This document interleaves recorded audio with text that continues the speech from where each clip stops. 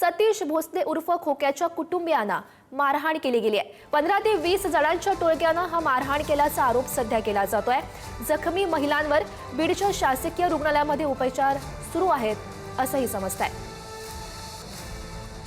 आणि या संदर्भात अधिकची माहिती जाणून घेऊयात। आमचे प्रतिनिधी उदय नागरगोजे सध्या आपल्यासोबत आहेत। उदय, नेमकं काय घडलं? आपण जर पाहिलं तर सतीश भोसले उर्फ खोक्या हा गेल्या काही दिवसापासून कारागृहात आहे आणि त्याचे कुटुंबीय ज्या भागात राहतात त्या ठिकाणच्या काही लोकांनी कुटुंबियांवर हल्ला केल्याची घटना समोर आली आहे। 15 ते 20 जणांच्या टोळक्यानं रात्री मारहाण केल्याचा आरोप या महिलांनी केला आहे। त्यांच्या डोक्याला तसेच इतर भागात गंभीर जखमा झाल्या असून आता त्यांना बीडच्या शासकीय रुग्णालयात दाखल करण्यात आले। या ठिकाणी त्यांच्यावर उपचार देखील सुरू आहेत। आता या संदर्भात शिरूर पोलिसांनी देखील गंभीर दखल घेतली असून शिरूर पोलीस ठाण्याचे कर्मचारी देखील या शासकीय रुग्णालयात दाखल झाले असून या ठिकाणी त्यांनी जबाब देखील घेतलाय।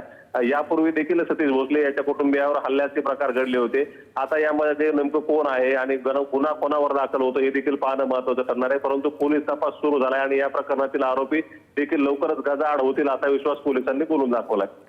नक्कीच उदय, नेमकी काय अधिकची माहिती पोलिसांकडून या संदर्भात प्राप्त होते हे बघणं महत्त्वाचं असेल।